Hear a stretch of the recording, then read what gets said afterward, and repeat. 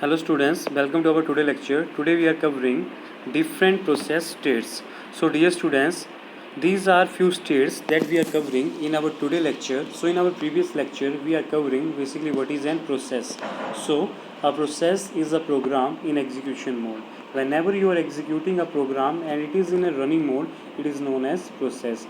So these are different states of a process. Our first state is new, then we have ready state, then we have running state, then we have waiting state, and at last we have terminated state. So dear students, in this diagram you can see different types of states of a process.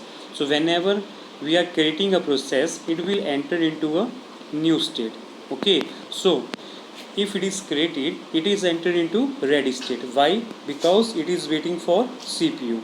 If it is getting CPU, it is going to running state. But if it is not getting CPU, it will wait till it is receiving the CPU for its execution. So if it getting CPU, it will move to running state. At running state, if it require input output devices, okay, if it require input output devices, then it will enter into waiting state.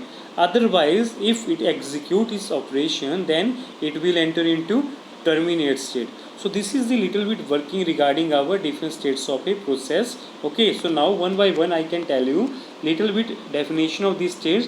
So whenever you are creating a new process, it will enter into new state. So when a process is waiting for a processor, it enter into ready state. After getting the processor, the instructions are executed. At that time, it is running state. If the process is waiting for some event, just like for input output completion or just like for input output devices, at that time it will enter into waiting state.